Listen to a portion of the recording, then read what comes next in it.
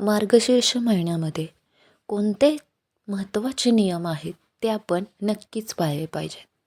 यासाठी हा व्हिडिओ शेवटपर्यंत पहा. त्या अगोदर मी आणि माझे स्वामी या चॅनलमध्ये तुम्हा सर्व स्वामी भक्तांचे स्वागत करते. 2 डिसेंबरपासून मार्गशीर्ष महिन्याची सुरुवात होत आहे. 2 डिसेंबरपासून ते 30 डिसेंबरपर्यंत हा मार्गशीर्ष महिना आहे. या महिन्यात लक्ष्मी सेवेला खूपच अनन्यसाधारण महत्त्व आहे. याच महिन्यात बघा दत्त जयंतीसुद्धा होत असते. दत्त जयंतीचे पारायण या महिन्यात होत असते. असा हा खूप शुभ मार्गशीर्ष महिना आहे. या मार्गशीर्ष महिन्यात गुरुवारी कोणते नियम आपण पाळले पाहिजेत, कोणत्या गोष्टी आहेत त्या आपण टाळल्या पाहिजेत. मग त्यानुसार आपण जे काही गुरुवारचं व्रत करणार आहोत त्या मार्गशीर्ष महिन्यातल्या गुरुवारच्या व्रतामध्ये लक्ष्मी सेवेचे फायदे या नियमांना पाळून आपल्याला साहजिकच मिळतील. यासाठी आपण बघणार आहोत की यामध्ये पहिलं काय महत्त्वाचं आहे तर गुरुवारी आपण म्हणत असतो की गुरुवारी केस धुणे. आता आपण कोणत्याही पूजेची मांडणी करायची म्हटली तर आता गुरुवारच्या पूजेची मांडणी करण्यासाठी आपल्याला गुरुवारी स्नानविधी उरकून आपल्याला पूजा मांडणी करावी लागणार आहे. मग यामध्ये तुम्हाला गुरुवारी केस धुवायचे की नाही हा प्रश्न हा पडलाच असेल.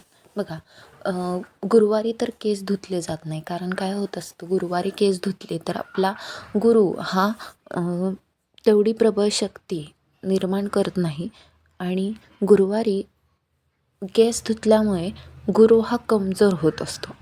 त्यासाठी आता मग व्रत आहे, व्रत केले आपण तर केस धुणं महत्त्वाचं आहे का, तर यामध्ये गुरुवारी केस धुवू नका. तर मग कधी धुतले पाहिजेत तर तुम्ही बुधवारी केस हे धुवू शकता. म्हणजे आदल्या दिवशी केस धुवायचे आणि त्यानंतर गुरुवारी तुम्ही फक्त स्नानविधी वगैरे करून तुम्ही जे काय पूजा मांडणी असेल तर तुम्ही करायची आहे. आता त्यानंतरचं दुसरी महत्त्वाची गोष्ट, पूर्ण मार्गशीर्ष महिना जर तुम्ही व्रत करत असाल, एक म्हणजे घरामध्ये एखादी स्त्री म्हणून तुम्ही व्रत करत असाल तर व्रत करणाऱ्या व्यक्तीने मांसाहार पूर्णपणे टाळला पाहिजे. असं नाही की फक्त गुरुवारचं खायचं नाही नंतर तुम्ही इतर दिवशी खाऊ शकता, तर असं अजिबात करू नका.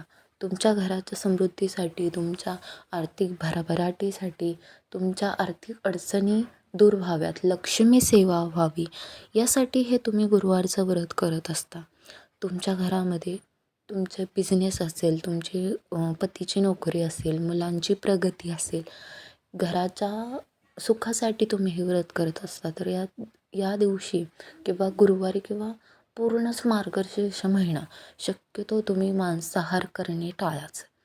त्याचबरोबर असं असतं की आता तुम्ही नाही खाल्लं ठीक आहे, पण घरातले खाण्याचं म्हणतात किंवा घरातल्यांना पाहिजे तर ठीक आहे, तुम्ही घरातल्यांना करून देऊ नका. पण शक्य होत असेल तर घरामध्ये पण तुमच्या कुटुंबामध्ये तेवढं जागरूकता निर्माण करा की मार्गशीर्ष महिन्यामध्ये मांसाहार टाळणं महत्त्वाचं आहे.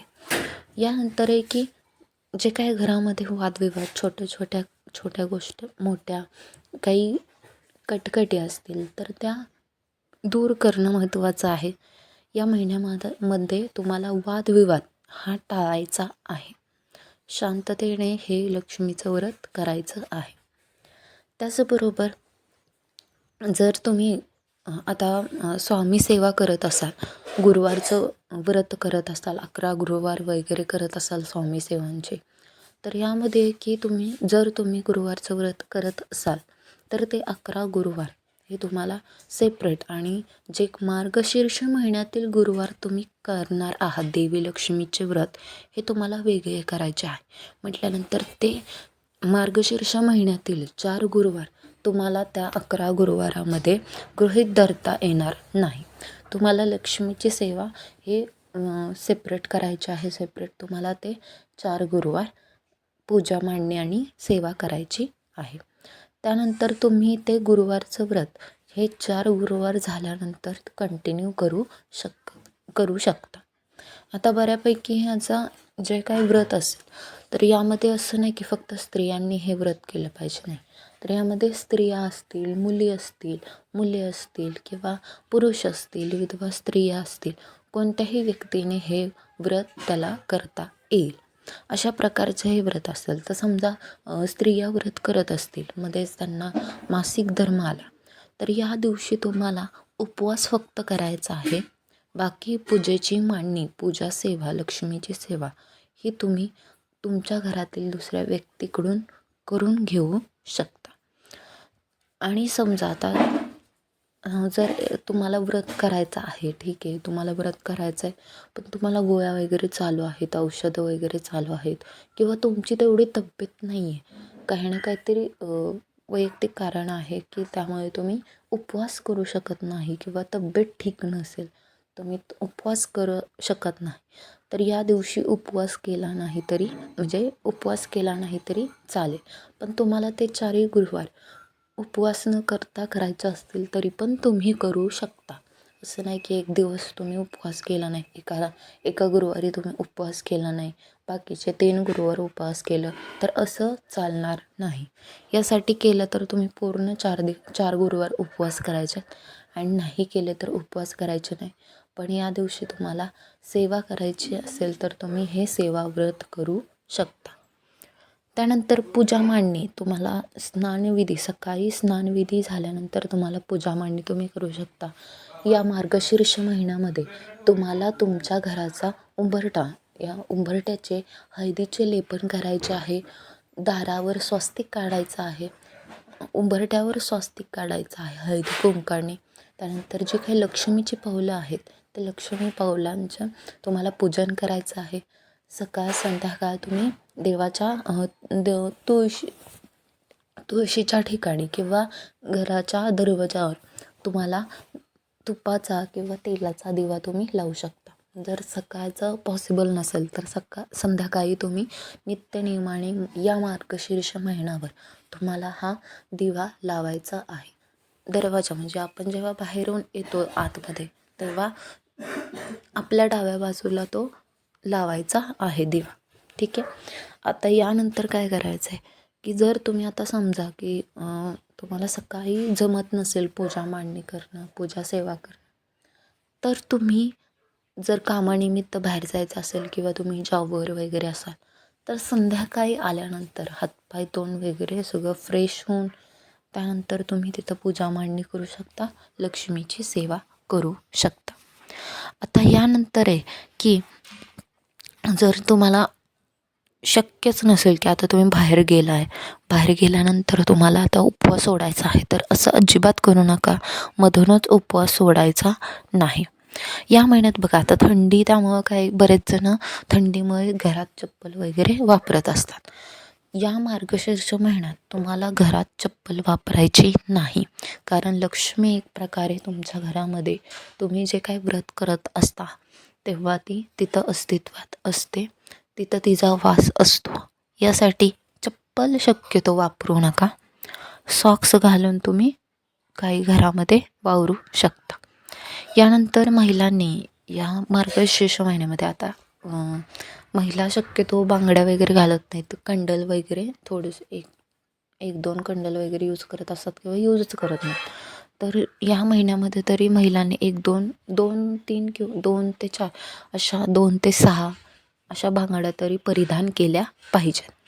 या महिन्यात जे काय आपल्या घरामध्ये कोण व्यक्ती येत असेल, गरजू व्यक्ती किंवा बाहेरील एखादं कोणी प्राणी येत असेल, कुत्रा मांजर येत असेल किंवा कोणतीही व्यक्ती असेल, भिक्षा मागण्यासाठी कोणताही व्यक्ती येत असेल तर त्याला तुम्ही खाली हात पाठवू नका.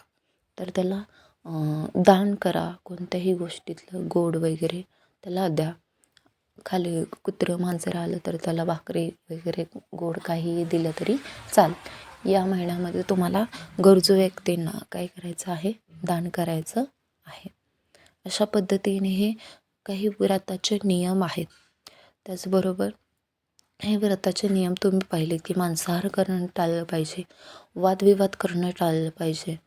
तुम्ही यामध्ये गरजू व्यक्तींना दान करा, पूजा मांडणे, उपवास असेल तर उपवासाचाही दिवस झाला पाहिजे. जर तुम्हाला मासिक धर्म येत असेल तर तुम्ही त्या दिवशी काय करा. आता हा महत्त्वाची गोष्ट आहे की समजा एखाद्या दिवशी गुरुवार आला आणि गुरुवारच्या दिवशी तुम्हाला 4था दिवस असेल तर तुम्ही असा प्रश्न असेल की तुम्ही 4थ्या दिवसाला नाव करून किंवा केस धुवून तुम्ही व्रताची किंवा पूजेची मांडणी करू शकता का. तर आपण हे 4 दिवस मासिक धर्माचे 4 दिवस आपण हे करत असतो आणि 5व्या दिवशी आपण जे काय तर ह्यासाठी आपण 4था दिवस येत असेल गुरुवारी तर नाव करून अजिबात पूजा वगैरे काय मांडू नका. तुम्हाला नाव करायचे असेल तर डायरेक्ट तुम्ही दुसऱ्या दिवशी करायचे आहे, शुक्रवारी नाव करू शकता. 4 दिवस कंपल्सरी तिथं पाळायचे आहेत. 4थ्या दिवशी तुम्ही नाव करून पूजा मांडणी करू शकत नाही. तर अशा प्रकारचे हे नियम आहेत. ह्या नियमांचा जर तुम्ही पालन केलं तर साहजिकच लक्ष्मीची कृपा तुमच्यावर होणारच आहे. अशा प्रकारचे नियम तुम्ही जास्तीत जास्त लक्षात घ्या. ठीक आहे. व्हिडिओ आवडल्यास व्हिडिओला नक्कीच लाईक करा. हा व्हिडिओ जास्तीत जास्त लोकांपर्यंत शेअर करा आणि आमच्या चॅनलला सबस्क्राईब करायचं अजिबात विसरू नका. स्वामींची कृपा आणि लक्ष्मीची कृपा तुमच्यावर सदैव राहो हीच ईश्वरचरणी प्रार्थना आहे. धन्यवाद. श्री स्वामी समर्थ.